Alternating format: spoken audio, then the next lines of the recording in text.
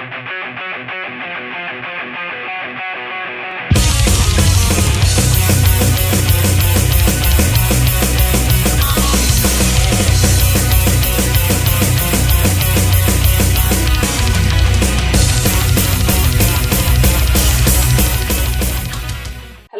everyone, here is our first part on KK Priest live show at Dublin Academy, where we will review first Tailgunner, the opener of the night, and check out the second video where we will review KK Priest, the headliner itself.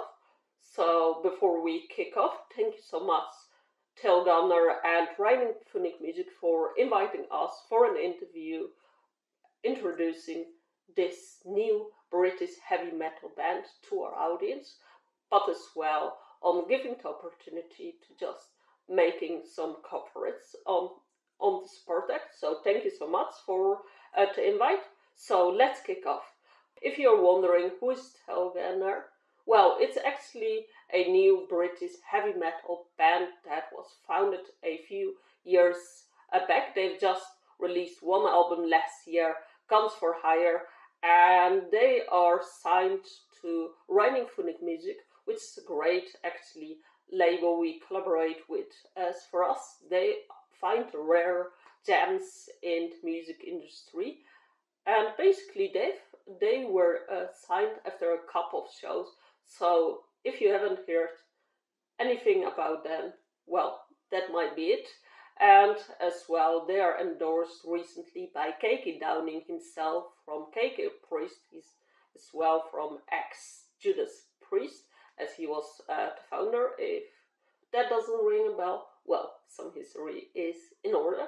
But yeah, so Tailgunner is endorsed by KK Downing, signed by reigningphoenixmusic, and they have just a few shows under their belt and just one album. And you're wondering then, how is the support going to be for such a huge headliner?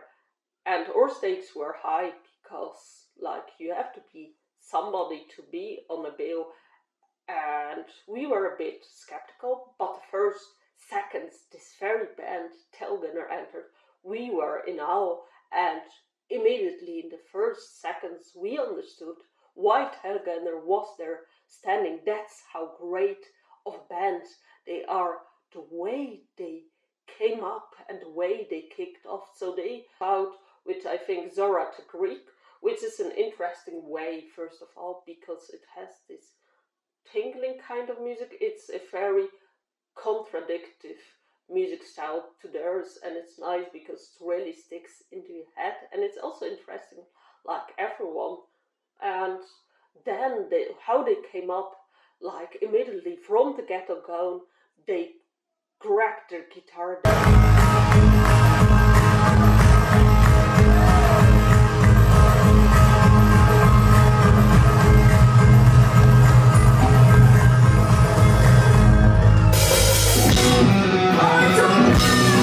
They did this great guitar solo, and Crack excellently came up close and greatly sung. Like, his voice was so crystal clear, I could hear every word he was singing. It was unreal how well he was performing, but as well all the guitars, and Yanni on drums. He's like, seen the way he quickly drums, and he resembles something of, like all the band members, they resemble something of the old British music style that I never experienced, but I imagine if I would be in the 70s, this is how British heavy metal would look like. It started with great solos, and during the whole gig, I don't think they made any mistakes on the way they play. They were very precise on their instruments, and they had a great crowd engagement as they really came up close to the guitars, and they really came close up with the microphone, how far they could. And they had so much energy, like, whoa, like, I haven't seen any band have, of course, like the older old school metal bands that you listen, they are much far older to them, so of course they have less energy, and it's unreal how they play, like to be honest, like the first videos, I had troubles because they were on the left, on the right, and it's great because every portion of the audience gets an equal like attention, like engagement with each musician, so they really divide their attention very well among the audience. But it's just hard to capture them from a perspective. But no, it's great. I haven't seen anything with so much energy, and it's a great, like, from the first song you saw horns of people chanting alone, and to really the songs are great to sing alone.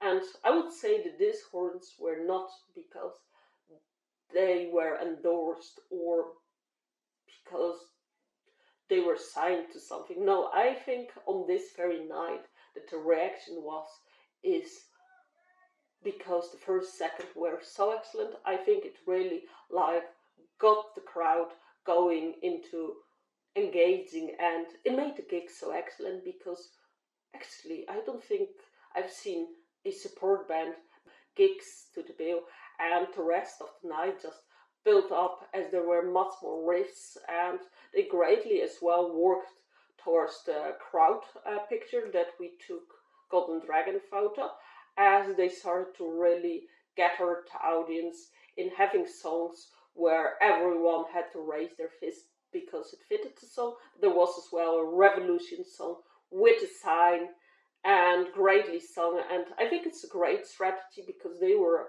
I believe, building up in getting the name, getting like the audience, being coherent and working towards in making a picture together, but as well in closing the night off with a great smile and camaraderie and being united.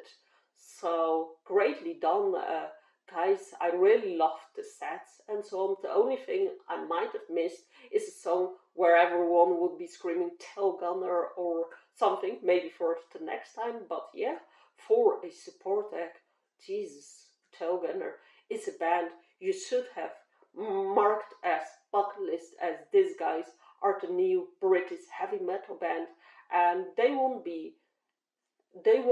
their band won't be satisfied because they really like aim to be the best. They really want to breed this new, and they are so much passionate, and you don't see this often in young metal bands being this so much committed, and I love it.